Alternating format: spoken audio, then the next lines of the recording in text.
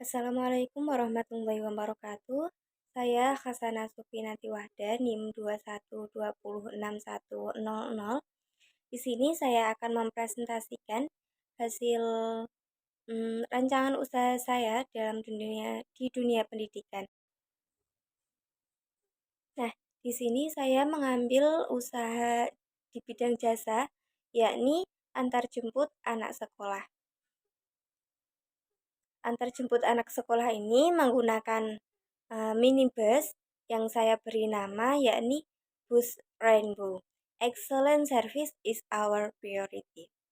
Langsung saja berikut ini tahapan dalam melakukan usaha antar jemput anak sekolah.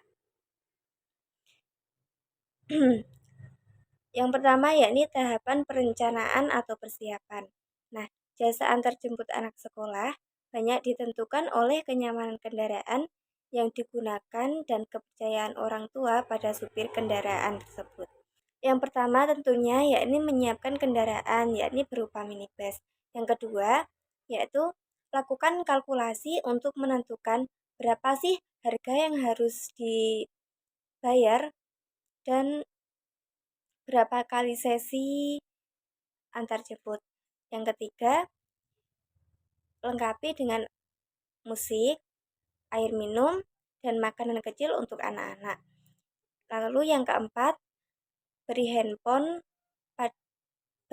supir untuk memudahkan komunikasi dengan anak-anak dan orang tuanya. Lalu selanjutnya ada aspek legalitas, yakni izin usaha mutlak yang harus dimiliki oleh pemberi jasa antar jemput sekolah berbentuk usaha perorangan adalah Header Ordinati atau HO. Izin ini dapat diperoleh dengan membawa surat pernyataan tidak keberatan dari tetangga, fotokopi kartu tanda penduduk, pas foto 3x4 sebanyak 2 lembar, nomor pokok wajib pajak atau NPWP, serta fotokopi kartu keluarga ke dinas perizinan. Bentuk badan hukum bisa memiliki atau memakai bentuk badan hukum dari koperasi, CV, hingga PT tergantung dengan kemampuan. Nah, jikalau terjun langsung dengan memakai bentuk badan hukum usaha, yaitu Commoditized Phenotype atau CV, maka cara pembentukannya itu sebagai berikut.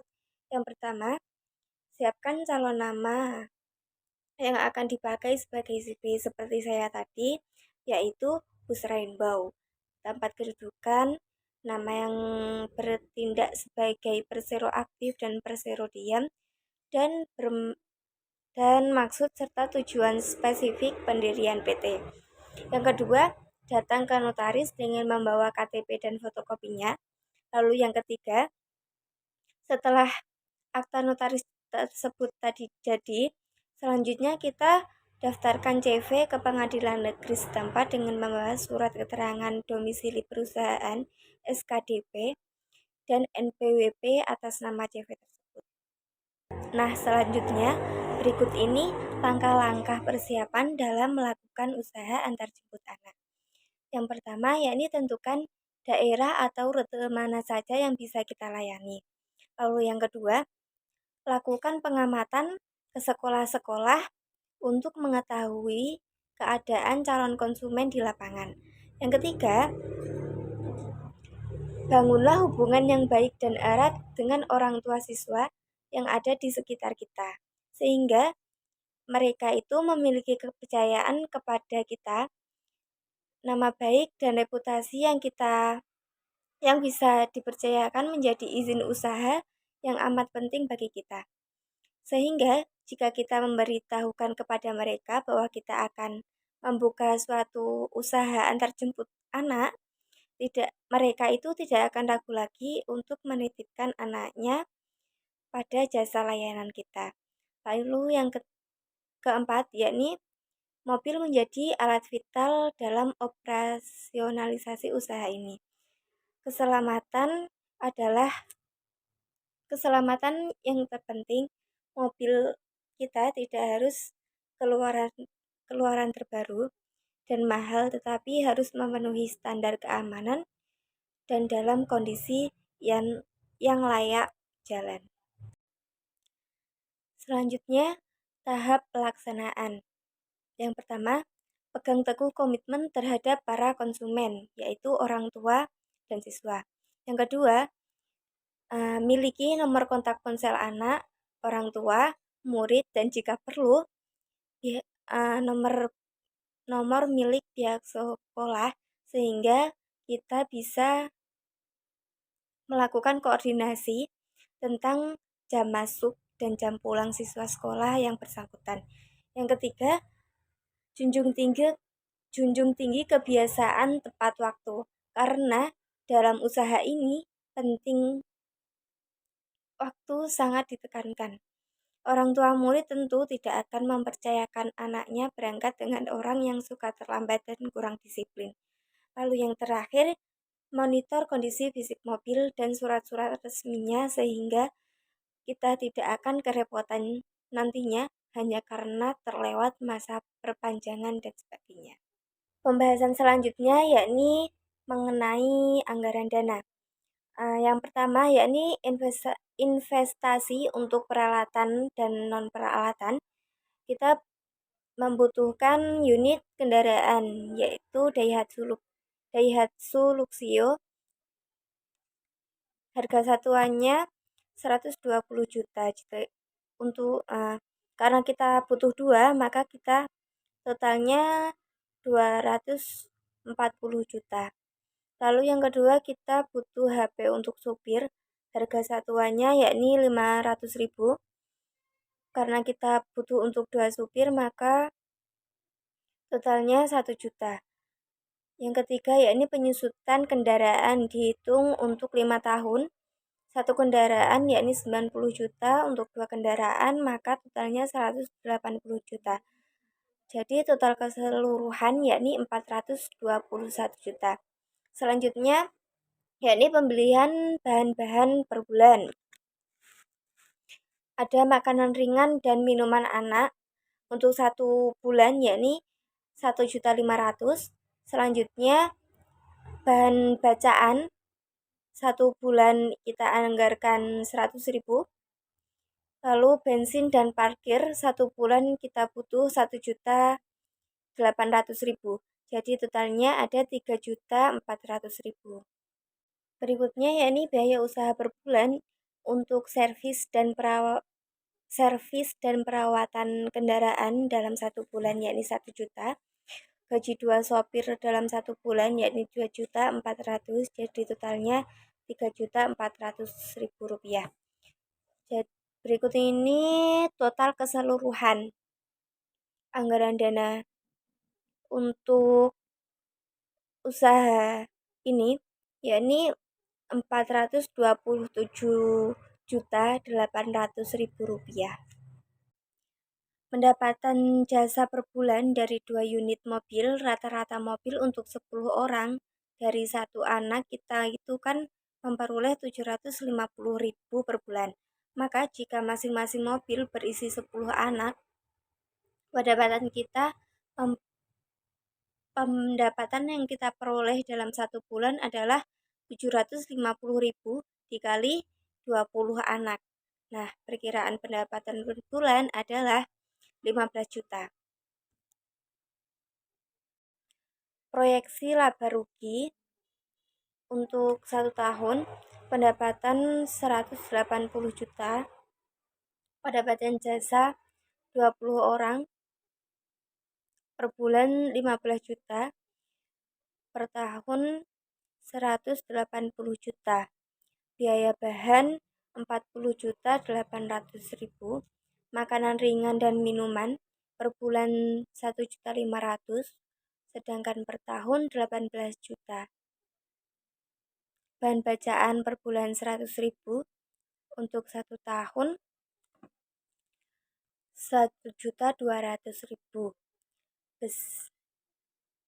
Bensin dan parkir dalam 1 bulan yakni 1.800.000, untuk 1 tahun Rp21.600.000. Jadi laba kotor yakni Rp139.200.000. Lalu biaya usaha, biaya servis dan perawatan dalam 1 bulan yakni 1 juta, untuk 1 tahun 12 juta. Gaji sopir kalau bulanan 2.400.000, dalam 1 tahun 28.800.000. Untuk biaya penyusutan dalam 1 tahun yakni 12 juta. Jadi total biaya usaha yakni Rp52.800.000. Untuk laba usaha yakni Rp86.400.000. Sedangkan BEP yakni 0,62%.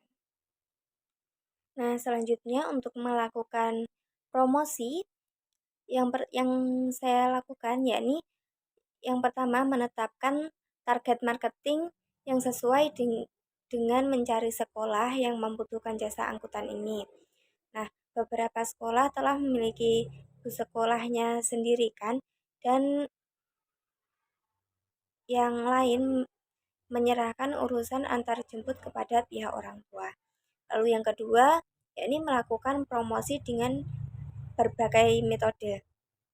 Nah, salah satunya yakni yang paling ampuh ialah dengan metode word of mouth, yakni yang berupa rekomendasi lisan dari orang-orang di sekitar, dari mulut ke mulut.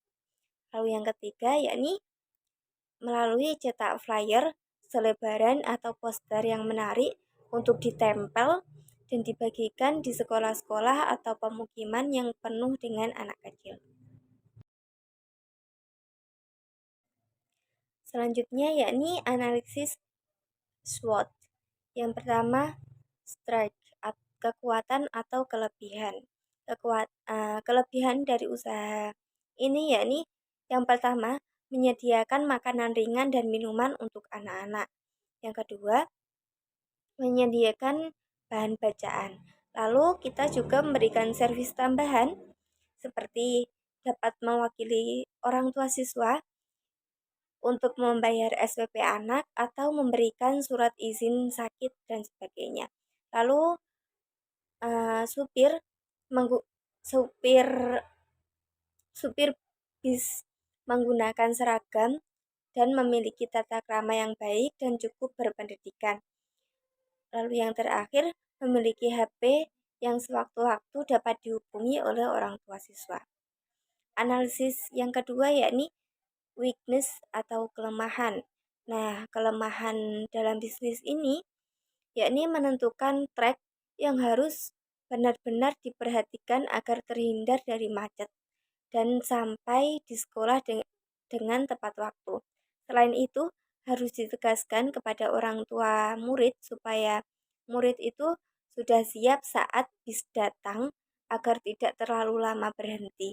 Jika terjebak macet ataupun bis terlalu lama menunggu siswa, jadwal penjemputan menjadi terulur dan takutnya siswa terlambat sampai ke sekolah. Yang ketiga yakni opportunities atau pasar peluang. Nah, dengan meningkatkan pembangunan kawasan perumahan dan peningkatan hunian yang signifikan menjadikan kawasan-kawasan perumahan ramai dengan anak-anak usia sekolah. Nah, biasanya anak-anak ini lokasi sekolahnya sedikit jauh atau berjarak dari rumah tempat tinggalnya. Dan rata-rata mayoritas orang tua si anak ini kaum pekerja yang pagi-pagi harus berangkat kerja dan pulang sore atau malam hari, sehingga urusan antar jemput anak kebanyakan diserahkan kepada peran ibu, kerabat, atau kepada jasa layanan antar jemput anak sekolah seperti kami. Lalu yang terakhir ada analisis threats atau ancaman. Nah, ancaman dalam bisnis ini yaitu satu, tidak semua orang tua membutuhkan jasa antar jemput siswa karena sudah memiliki kendaraan pribadi atau sopir pribadi untuk mengantar anaknya. Lalu yang kedua, kejenuhan dalam hal penawaran menjadi persaingan yang kurang sehat antara penyedia jasa antar jemput. Apalagi yang dapat dipesan melalui platform online seperti Gojek, Grab, dan lain sebagainya.